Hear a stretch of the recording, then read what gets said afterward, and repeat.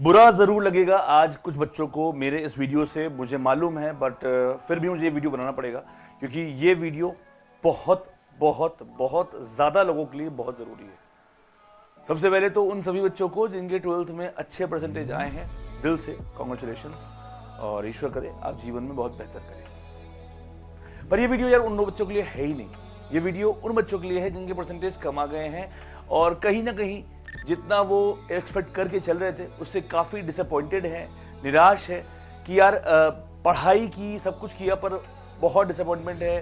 Family दोष दे रही है कि पढ़ाई नहीं किया, ये नहीं किया, रिलेटिव्स, फ्रेंड्स, बहुत सारा इस वक्त उल्टा सीधा सुनने को मिल रहा है, घर से लेकर बाहर तक। बहुत सारे बच्चों से मेरी बात हुई तो वो बिल्कुल डिवॉस्टेटेड है, इस वक्त ख़त्म हालत पे आ चुके हैं। मतलब कि सर लग रहा है कोई क्राइम कर दिया, फ़ोन छीन लिए गए हैं और भी बहुत सारी चीज़ें हुई हैं।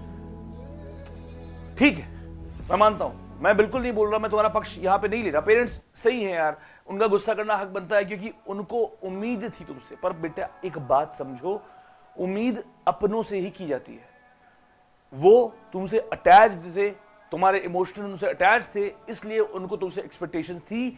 और आज जब परसेंटेज उनके नहीं आए वैसे जैसे तुम्हारे परसेंटेज आने चाहिए उनके नहीं आए, तो उनको कहीं ना कहीं वो दुख हुआ है यार। और दुख होना कोई बुरी बात नहीं है, वो गलत नहीं है। अगर आज आपके ऊपर वो गुस्सा कर रहे हैं, आपका फोन छीन रहे हैं, बिकॉज बहुत सारे बच्चों से मेरी बातें हुई और इसलिए मुझे ये वीडियो बनाना पड़ रहा है, बिकॉज यही हालत बहुत सारे बच्चों की है।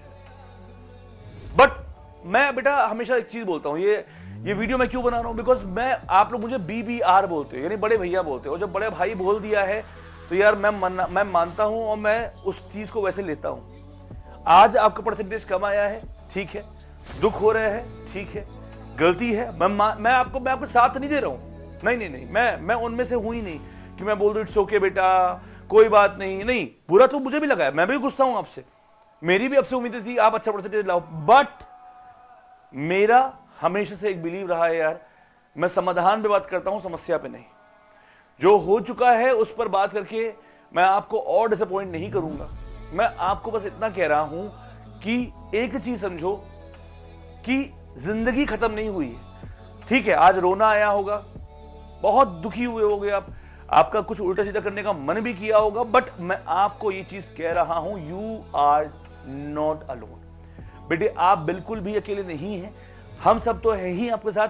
आज जो आप पे गुस्सा भी किए हैं ना पेरेंट्स, वो भी आपके साथ है। उनका बस ये गुस्सा कुछ दिनों का है, बिकॉज जब किसी चीज से हम एक्सपेक्टेशन लगा लेते हैं तो हमें रिजल्ट चाहिए होता है, और जब रिजल्ट नहीं मिलता तो कहीं ना कहीं गुस्सा निकलता है। बेटा प्लीज खुद को होल्ड करने का समय है, परेशान होने का जरूरत नहीं है।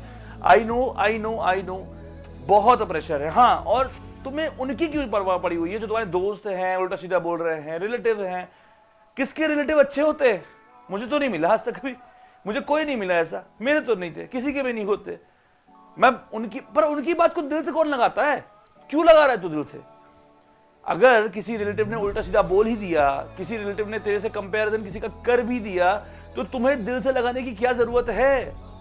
क्यों तुम अपनी जिंदगी का कंट्रोल उनके हाथ में दे रहे हो? बेटा खुद की जिंदगी के ड्राइवर खुद बनो। You are the architect of your own life, please understand. वो लोग नहीं हैं। मैं पेरेंट्स के लिए हमेशा बोलता हूं कि वो आपके लिए खड़े हैं। अगर वो 4 झापड़ भी मार देना और लात भी मार देना, तब भी खा लेना मुस्कुरा के, कोई दिक्कत नहीं बेटा, वो पेरेंट्स है। बट रिलेटिव, सीरियसली तुमने ये अधिकार उनको दिया हुआ है कि वो तुम्हें दुखी कर सके?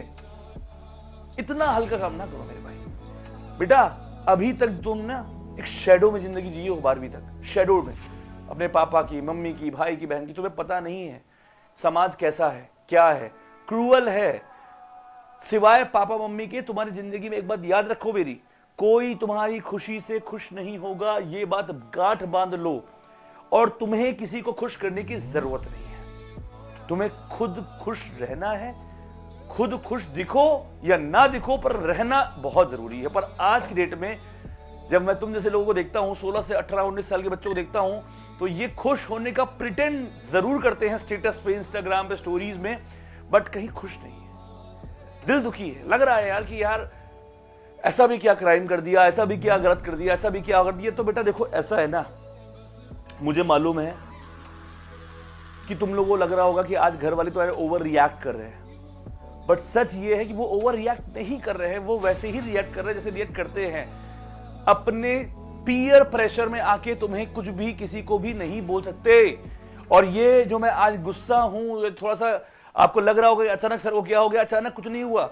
लगातार 2 दिन से मैं बच्चों से बात कर रहा हूं, उनके पेरेंट्स से बात कर रहा हूं, समझा रहा हूं, ऐसे ऐसे केसेस सुनने को मिले हैं। अभी एक लगा, ठीक है मैं नाम नहीं बताऊंगा उसका क्योंकि वो भी वीडियो देख रहा होगा, ये उनके पेरेंट्स से बात किया, उससे फोन छीन लिया है, उसको उल्टा सीधा बोल रहे हैं, उनके घर में रिलेटिव भी आ गए हैं, वो भी बोल रहे हैं, कंपैरिजन चार्ट ड्रॉ किया जा रहा है कि तुम्हारे इतने परसेंट है, तुम्हारे बड़े भाई के तो इतने आए थे, ये वो बहुत सारा। पर मैं उस बच्चे को जानता हूं और आज मैं फिर बोल रहा हूं डंकी की चोट पे कि वही बच्चा जिसका नाम मैं आज बता नहीं रहा हूं पब्लिकली, रुक जाओ 1 साल, रुक जाओ 1 साल। जब रिजल्ट आएगा, रिकमेंडेशन आएगा, तब पूरी दुनिया जानेगी उसका नाम, तब मैं बात करूंगा कि कौन क्या कर चुका।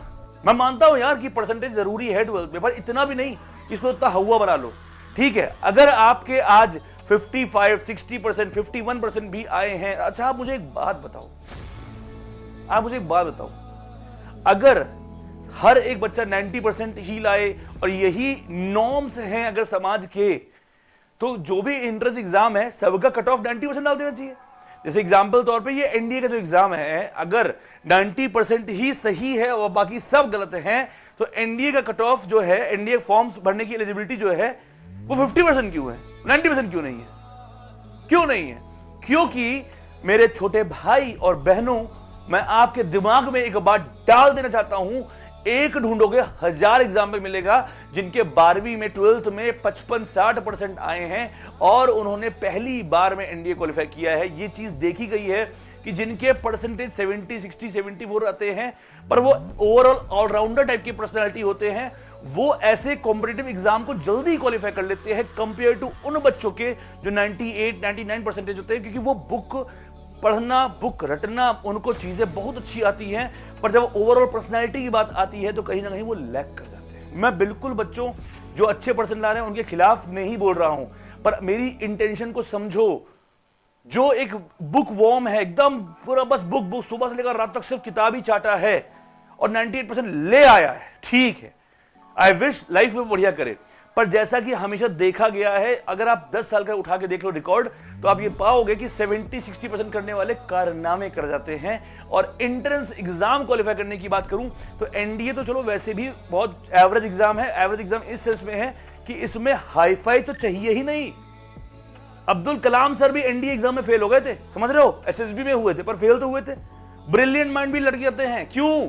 क्योंकि यहां डिमांड ही चाहिए एवरेज पर्सनैलिटी की, तेरे ऐसे लोग चाहिए यहां पे। भाई कहां पड़े हो चक्कर में? कोई नहीं है टक्कर में तुम्हारे जैसे लोग, हाँ, जो 60-70% ले भी आए हैं, जिन्हें फिजिकल भी थोड़ा बहुत आता है, जो थोड़े बहुत दिमाग भी लगा लेते हैं, जो एक ओवरऑल बेहतरीन पर्सनैलिटी है, ऐसे लोगों की जरूरत है फौज में। और भाई मेरी बात समझ, ठीक है, तू आज 95-98% नहीं ला पाया, 6 महीना साल भर रगड़ के एनडीए की तैयारी कर और पहली बार में, दूसरी बार में रिकमेंडेशन लो और फिर बोलना दुनिया को कि मेरे भले ही आज 55% आए हैं, पर मेरा रिकमेंडेशन मेरे हाथ में है।